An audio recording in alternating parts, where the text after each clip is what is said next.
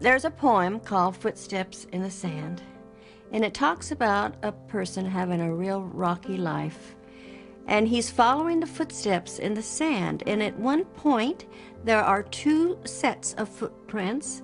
And at another point, there's only one set of footprints. And he asked God why at one point in his life there was only one set of footprints. And God says, well, those were the times that I was carrying you.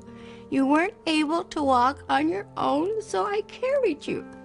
And when I read that poem for the first time, I looked back on my life and I thought, wow, that's exactly what happened to me.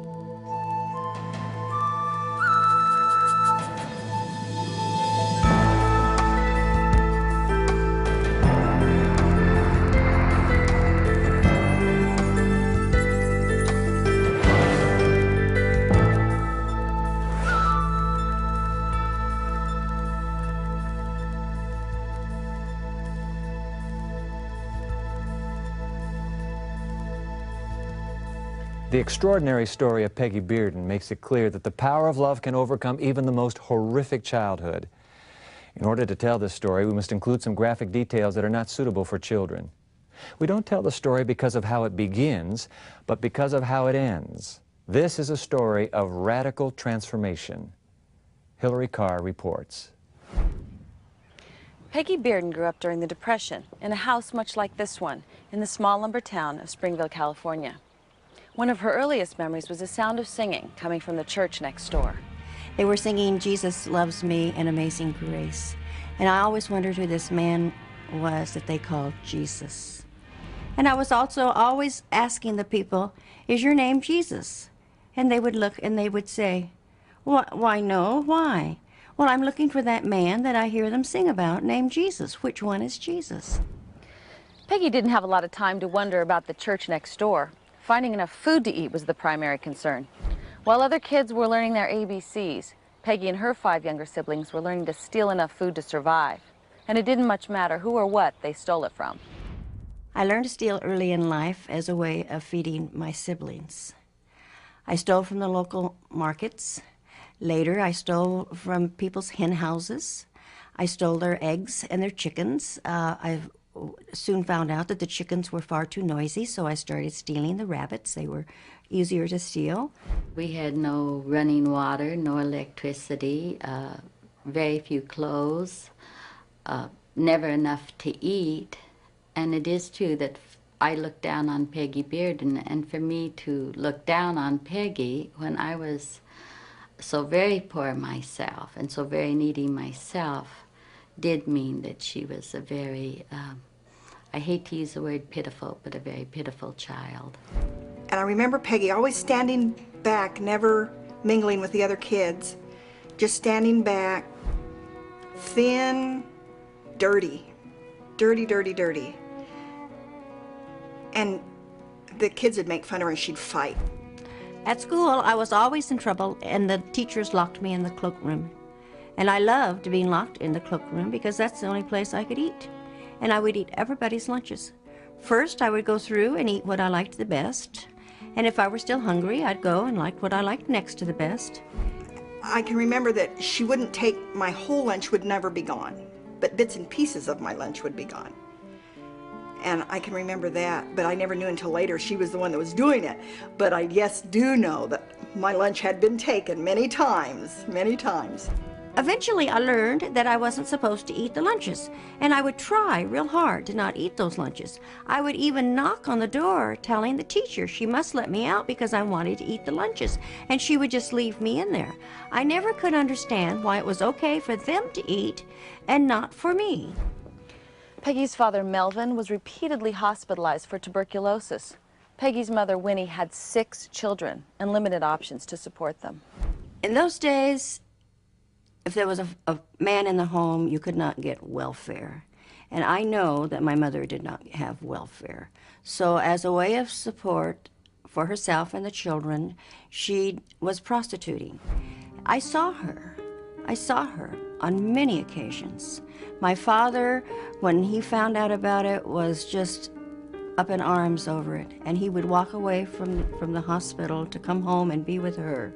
And through the process of him sitting in the bars, waiting for my mother, drinking and gambling, he became addicted to drinking and gambling, and waiting for her to come home from wherever she was. Early every morning, our house came alive with screaming sounds from my mother. But this one particular night, the screams were just different for some reason. So I got out of bed and I just followed her screams, and I stood at the door. There was a light on, and I watched my mother in the bed in excruciating pain. She was alone. My dad was back in the hospital. She was alone, and she was on her hands and knees, hanging on to the foot of the iron bed. Peggy watched her mother as she gave birth. She watched her mother take the baby into the kitchen. She watched her mother wrap the baby in paper and run water into the sink. Then her mother turned and noticed Peggy. And she stopped and called me into the kitchen and said, "How long have you been watching?" And I said, "I've been watching for a long, long time. Your cries awakened me." Anyway, by this time, the baby was dead. A few days later, she came, and it was at night, and she got me out of bed and told me that there was a bundle out by the gate, and she wanted me to take it into the great vineyard and bury it. And I took the baby out into the great vineyard, and I buried it.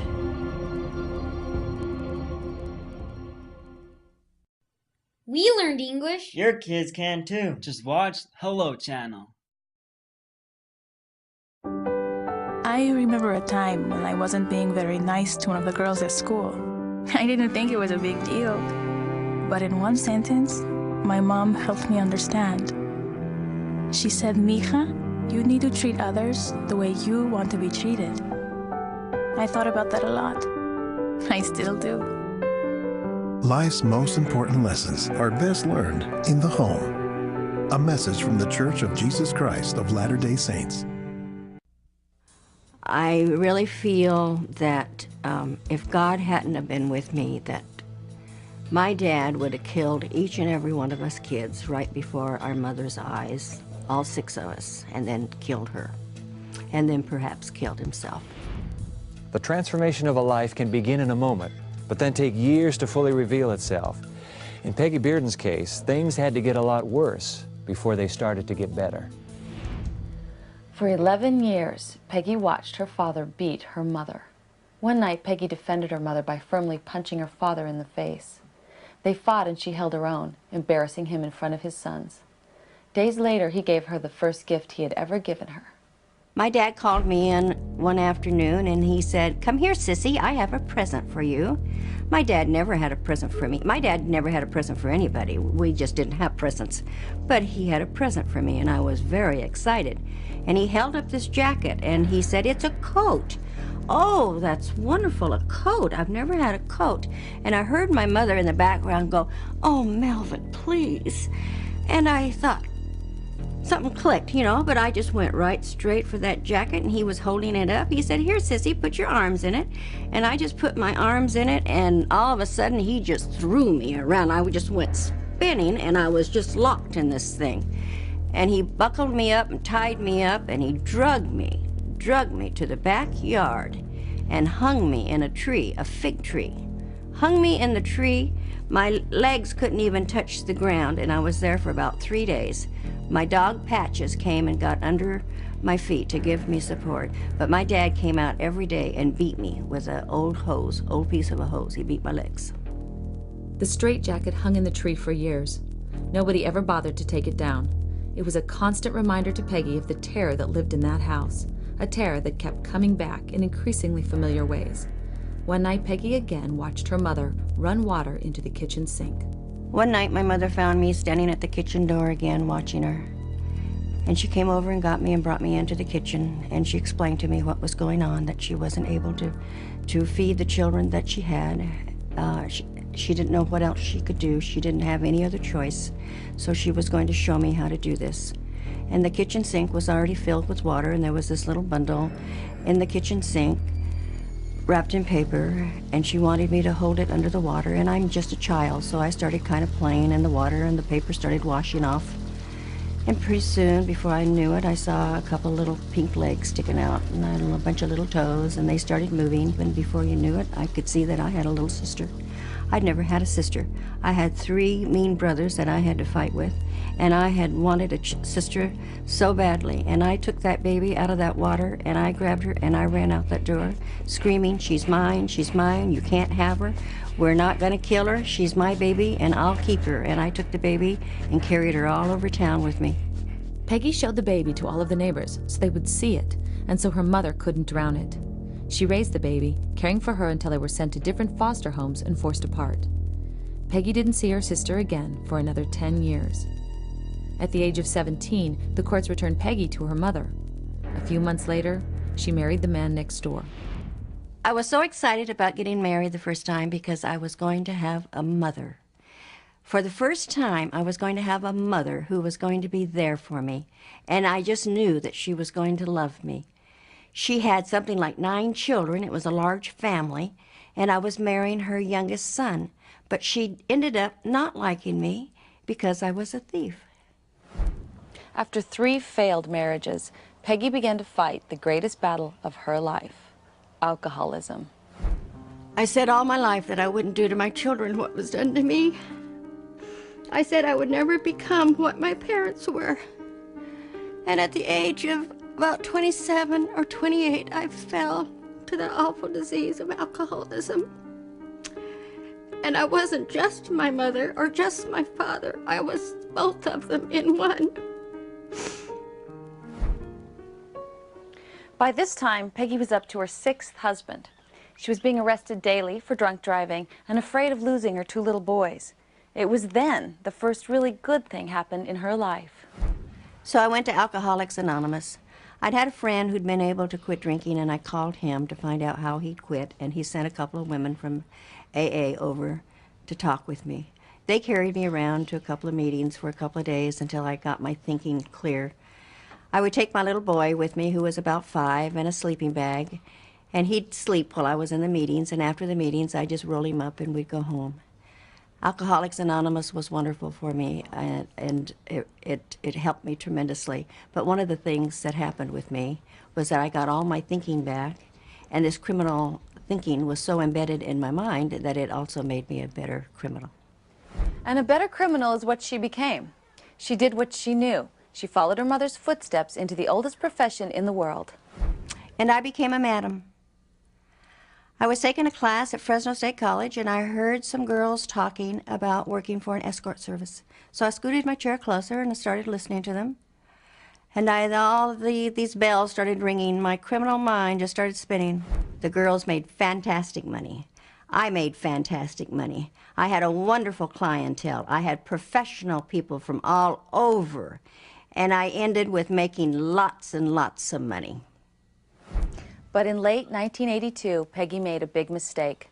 She put an ad in the Fresno Yellow Pages, and that ad led to her arrest. I was sentenced to 6 years in prison. I was sent to the California Institution for Women in Fonterra, California, where I did 3 years. I was just terrified the first night they took me into prison. While in prison, Peggy couldn't get away from the screams of the other inmates. She needed to find peace. And she found it in the one place she was never allowed to go as a child: church. As a little girl, I couldn't go to church. They wouldn't allow me to go to church. I didn't know what God was. And here I go to prison, and I find that the only place that I can find peace is in the church. So I went to church. I was only in church a couple of times, and I loved they had a black choir, and I loved the jazzy music. We had a black chaplain, and I loved his preaching, and I wanted to join the choir. So I showed up one day for choir practice with all the black girls, and they just had a fit. They didn't want this white face in their choir, and they went to the chaplain and told him that they didn't want me in the choir. But the chaplain liked me, and he talked to them, and before you know it, I was singing in the all-black choir. Peggy sang in the all-black choir every week. The songs she learned, songs of slavery and freedom, struck a powerful chord with her. One song in particular she grew to love.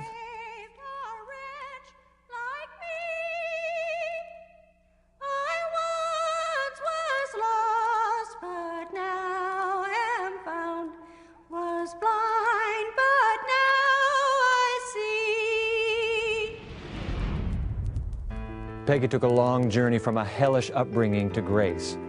We'll find out just how that amazing grace gave her a new life, and we'll meet the man who became her husband after this.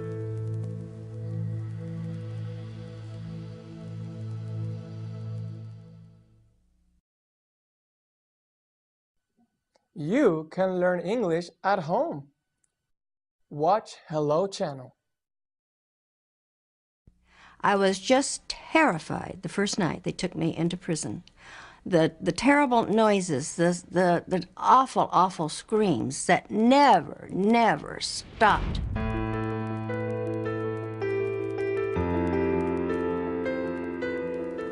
After Peggy was released from prison, she met and married Jim Hanley. Here you both are. Welcome to The Evidence. Thank you. Glad to have you. Thank you. And, by the way, how long were you in prison? I did 3 years. 3 years. You come to the last day. They wish you well. No, they just opened the gate. They open the gate, and this man, No house. This man suddenly is in the story. I mean, I say suddenly, he's here today. Right. How in the world did you meet Jim? We met through a mutual friend. I'm in AA. Jim's AA, Alcoholics Anonymous. All Jim's first wife, who had passed away, was a recovering alcoholic, and then we had a mutual recovering alcoholic friend who introduced us. Now, Jim, are you a recovering alcoholic? No. You were married to one, your first wife. That's right. So you meet Peggy. Do you know Peggy is an alcoholic when you meet her? Oh, yes, I do. Okay. Matter of fact, that was one of my qualifications in finding another mate, that they have a recovery in the program. That your next life partner would be an alcoholic? That's right. A recovering alcoholic? That's right. Jim, I'm just intrigued with this. Almost as if you sense it was a life calling to remarry, as you did with Peggy, another recovering alcoholic. I heard in Al-Anon way early, some lady said, "Boy, I'm grateful that God put an alcoholic in my life." And I thought, boy, that's the craziest thing that anybody could say. Yeah. But today, I'll tell you, it is the most wonderful thing God ever did to me. Because it's done something to you. Oh, yes. What's it done? Well, it has made me not to be a nuisance to other people. See, religion has a kind of a double-edged sword. You can be a religious person and just be a nuisance about it. Or your religion can be effective in changing people's lives. And I believe God needed to change me. Really, the subplot to your own life story is that through your partnership with recovering alcoholics, transformation not only was happening in their lives, transformation is happening in your life. Oh, yes. Almost as if it's God's, you're suggesting God's mission for all lives to experience transformation. Oh, yes, I think that it's absolutely true. God has a very earnest desire for everyone to find Him. So, Peggy, was it easy to believe in God originally? You started out, I mean, that just came naturally for you? Oh, my heavens, no. No. Well, how'd you come to believe then? It was very difficult. You know, AA is a spiritual background. It's true. And I was told when I first went to AA to fake it till I made it. And I just kept faking it. Your life story, does it strike you as unfair? No, not really. For many years I thought it was, but today I think I was given that life. I was given that life to see what I would do with it. So you don't blame God? I don't blame God at all, no. You blame your parents? No. Blame your childhood? No. No? Well, you know, I couldn't recover. I couldn't recover, and I couldn't be a child of God if I had any blame for all those people. So, Peggy, here you are, experiencing transformation now in your life journey. If you could go back and talk to the little Peggy Bearden, what would you say to her? I would take little Peggy by the hand, and I would say, "Come and go with me." I would love to go back to that little church in that little town. Would you? And take that little girl. and really go into that church and go to the altar with that little girl and pray with her. You see, Dwight, I was always looking for God somewhere else. I was looking for him out there. I was looking for him in a man form, because that's who I thought he was. I didn't know that he was a spirit that lived within myself, and I had to find him within my own soul. And today I know that. Peggy, thanks so much for sharing your story with us. Thank you, God Dwight. bless you both. Jim, Thank you. Glad you came. If you want to know more about Peggy's story, you can check her story out on our website, The Evidence, that's one word, theevidence.org, O-R-G. We'll be right back after this.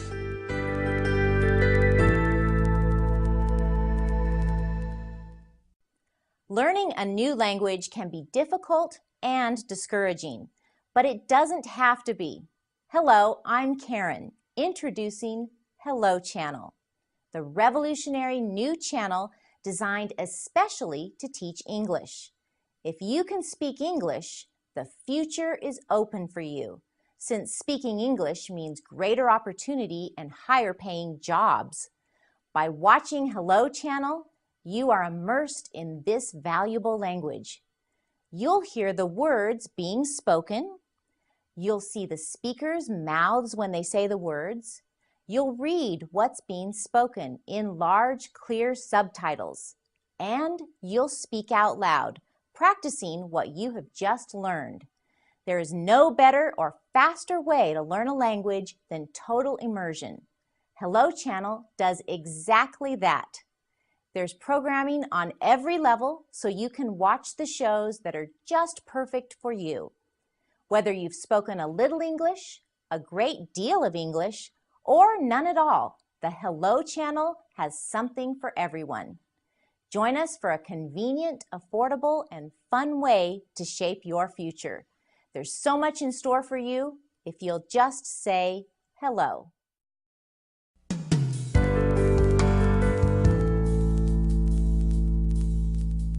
Becky Handley had the kind of childhood that dooms most people to a life of dysfunction, if not outright criminal behavior. That's what most sociologists would say her environment pointed her toward. And in fact, Peggy did have her run-ins with the law. But something remarkable happened to her in prison. Something happened that helped her, in a sense, to turn her tragic childhood upside down. Where before she was haunted by the utter absence of love, now she felt overwhelmed by it. Peggy points to an encounter with God as a source of her transformation. His love proved constant and genuine and deep. It's this unconditional love that enables her to make very different choices today. She's no longer compelled to play out her life as a victim of the destructive forces of her environment. She's no longer trapped by abuse and neglect. She's found something that gives her the leverage to overturn all that went before. I believe Peggy shows us concrete evidence of just how real God's love is. Her story makes it harder to assume that His compassion and concern are just something people imagine to get them through the night. The horrors of Peggy's childhood weren't something she imagined. The chaos of her life wasn't something she made up. All that was all too real. Even so, God's love had to be just as real in order to move her beyond it. If His love had been any less real, Peggy couldn't have overcome her childhood. She couldn't have turned a vicious cycle of abuse into a positive and productive existence. The ugliest colors and the darkest corners of life in this world sometimes make God's love shine the brightest. That's what I think. I'm Dwight Nelson. Join us next time for more of The Evidence.